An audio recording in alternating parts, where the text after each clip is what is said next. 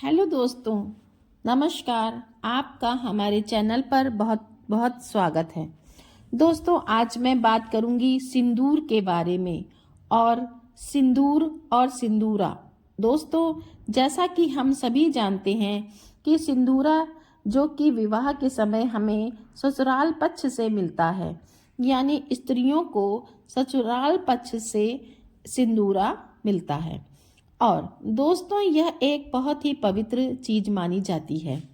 जैसा कि आप सभी जानते हैं कि विवाह में समस्त देवी देवताओं को साक्षी मान कर के और उसी समय पति द्वारा हमको सिंदूर जो है वह ग्रहण कराया जाता है। कि यह सिर्फ सिंदूर नहीं, ध्यान से सुनिएगा मेरी बात। सिंदूर सिर्फ सिंदूर ही नहीं है। दीवार के पूर्व मतलब विवाह के पूर्व स्त्रियां या लड़कियां जो हैं वह बीच से मांग निकालती हैं। तो देखिए, आजकल तो वह सारी चीज़ें जो हैं थोड़ी सी मोड हो गई हैं और मॉडर्न के चक्कर में कोई बीच से मांग निकालना नहीं चाहता, परंतु शादी में यह वृत्ति अभी भी निभाई जाती है।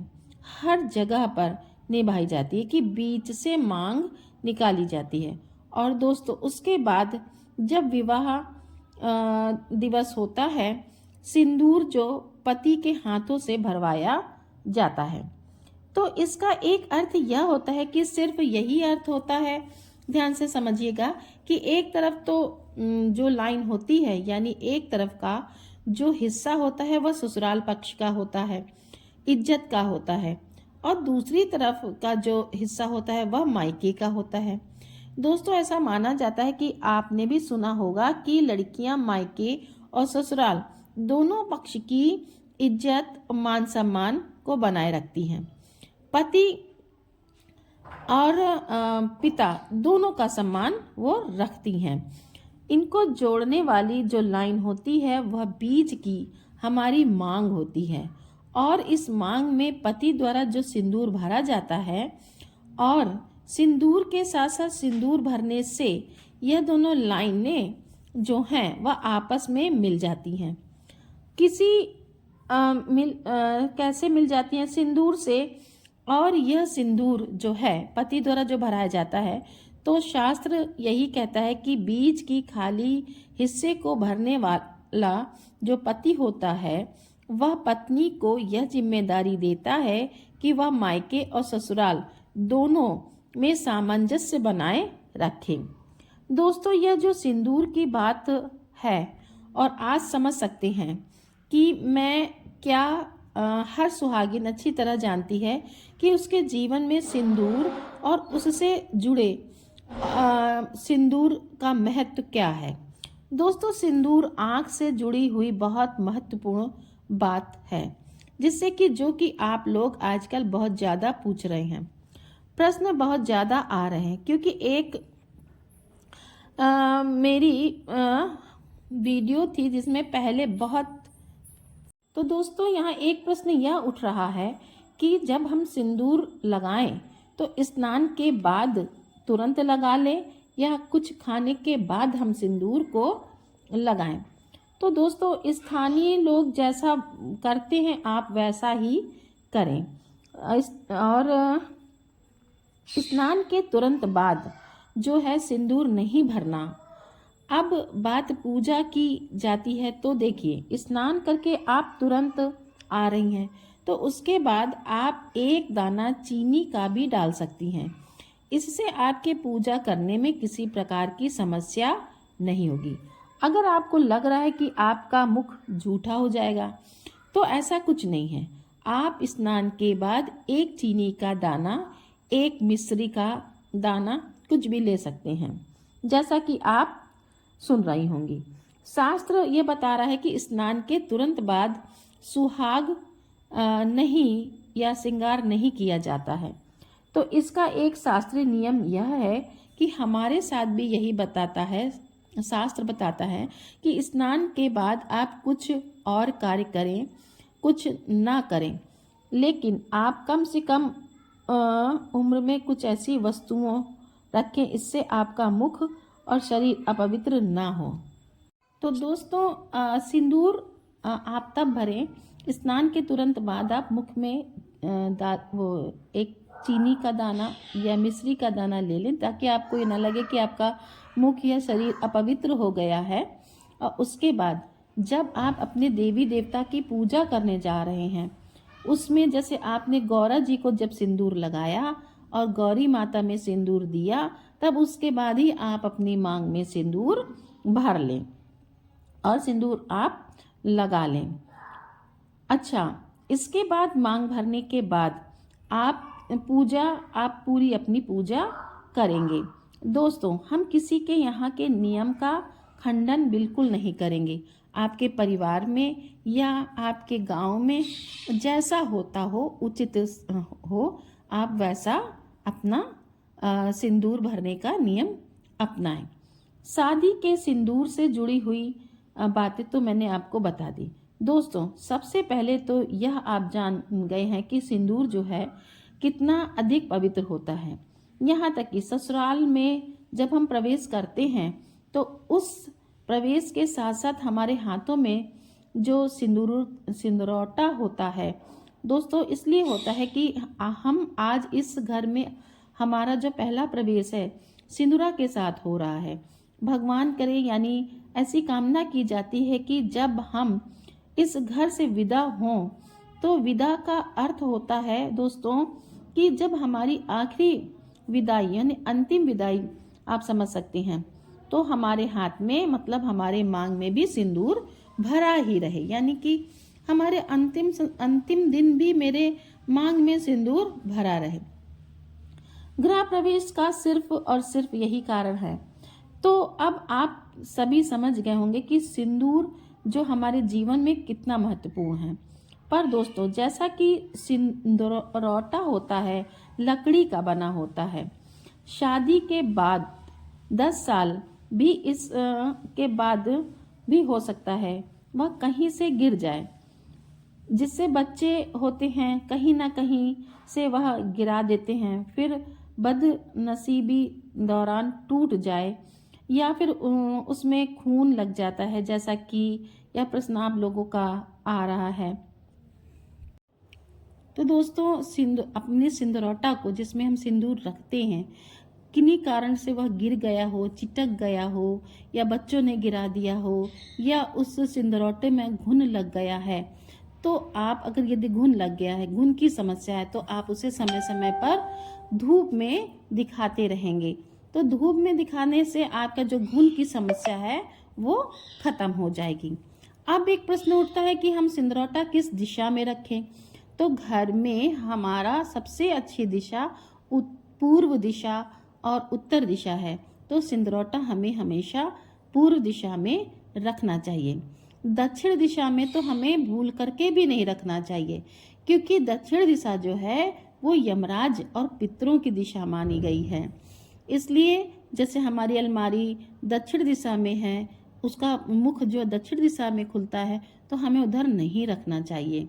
हमें हमेशा थोड़ा सा अलग हटकर अपनी सिंदूराटे को दिशा उत्तर में या पूर्व में ही रखना चाहिए। अब प्रश्न होता है कि सिंदूराटा रखें कैसे। तो सिंदूराटा को सुरक्षित रखने के लिए आप सिंदूर लगाने के बाद अपने सिंदूराटे को टाइट से उसके ढक्कन को बंद कर दें और उसको पीले या लाल कपड़े में या रुमाल में बांध करके ही रखें, ताकि कोई भी अगर बच्चा या कोई भी गिराता है तो उससे सिंदूर ना गिरे। अपने सिंदूराटा को उसी तरह से संभाल कर रखें जैसे हम अपनी ज्वेलरी संभाल कर रखते हैं, क्योंकि सिंदूर और सिंदूराटा बहुत ही पवित्र वस्तु है और जो हमारे सुहाग की निशानी है और हमारे ससुराल और मैके को दोनों की इज्जत बनाए रखने की निशानी है। दूसरी चीज़ यह है कि पीला सिंदूर जो है आप यहाँ के स्थानीय मान्यता है कि बहुत अधिक, मुझे नहीं पता क्योंकि आप लोग हर जगह पीला और लाल सिंदूर की बात बताई गई है। तो इसमें ये बात आती है कि पीला सिंदूर ही गुरुवार के दिन नहीं भरना चाहिए और हमारे सिंदूर में जो पीला पीला से ही भरा होता है, तो पीला होता है तो उसको हमेशा नहीं लगाना चाहिए। आपको सिंदूर पीला त्योहारों में लगाना चाहिए, क्योंकि जब हम गौरा जी में सिंदूर चढ़ाते हैं तो पीला सिंदूर ही चढ़ाते हैं। तो पीला सिंदूर चढ़ाना चाहिए, पीला ही सिंदूर लगाना चाहिए। तो दोस्तों अब बात करते हैं लाल और पीले सिंदूर की। तो आपने ध्यान दिया होगा कि पीला सिंदूर हमारी शादी के समय भी का प्रयोग होता है। पीला ही सिंदूर पूजा पाठ में यूज़ होता है। लेकिन जो लाल, कहीं कहीं पर लाल सिंदूर जो होता है उसका भी प्रयोग लोग करते हैं। तो पीला सिंदूर हमारे पूजा पाठ में काम आता है। पीला ही सिंदूर हमारे विवाह के समय यूज़ किया जाता है। पीला ही सिंदूर हम औरतें लगाती हैं।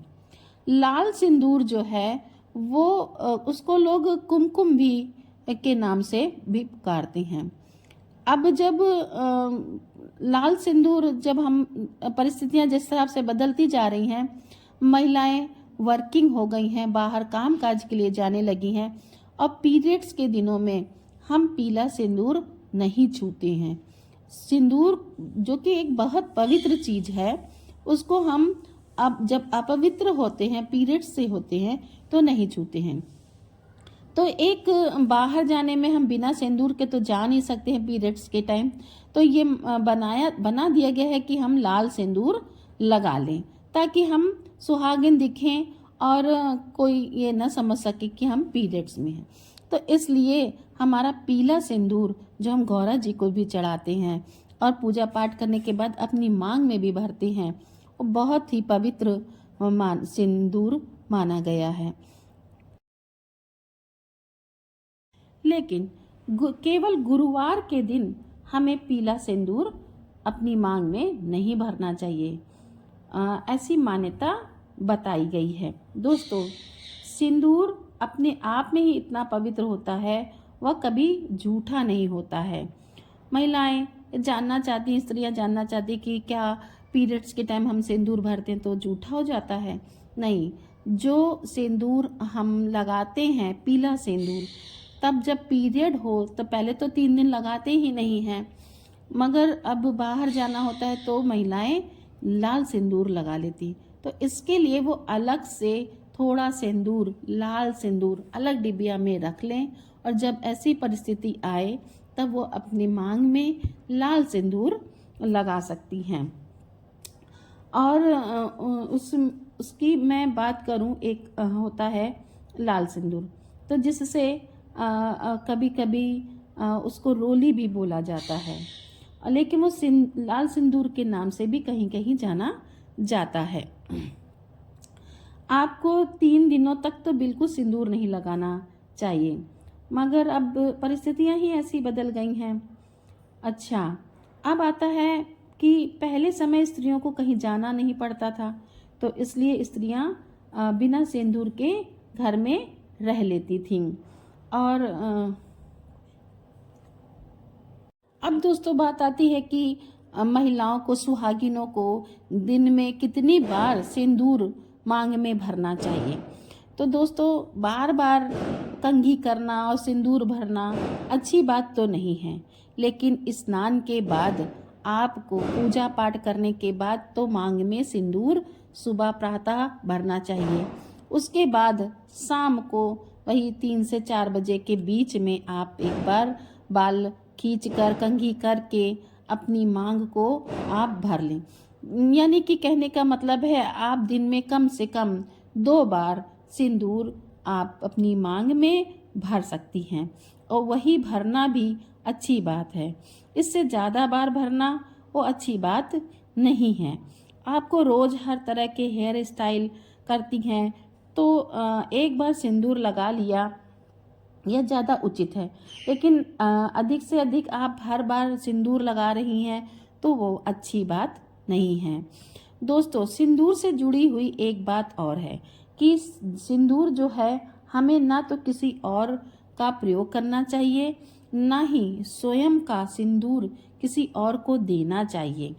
बहुत सारी स्त्रियां जो होती हैं, एक साथ जो तैयार होती हैं और शादी ब्याह में, किसी उत्सव में तो एक ही जन का सिंदूर लेती हैं, सभी एक ही सिंदूरौटे से सब मांग लोग भर लेती हैं। तो सिंदूर न किसी को दीजिए और न स्वयं उनका सिंदूर किसी से लीजिए। आप अपना सिंदूर ही लगाइए और अपना सिंदूर तो किसी को देना ही नहीं चाहिए। यह अच्छी बात नहीं है। इस बात का आपको ध्यान भी रखना चाहिए। तो दोस्तों, सिंदूर से जुड़ी काफ़ी महत्वपूर्ण बातें जो हर सुहागिन स्त्री को जानना चाहिए। मैं उम्मीद करती हूँ कि आपको मेरा वीडियो बहुत पसंद आया होगा। अगर आपको वीडियो पसंद आया है तो आप मेरे वीडियो को लाइक करें, सब्सक्राइब करें और कमेंट में जय छठ मैया लिखें।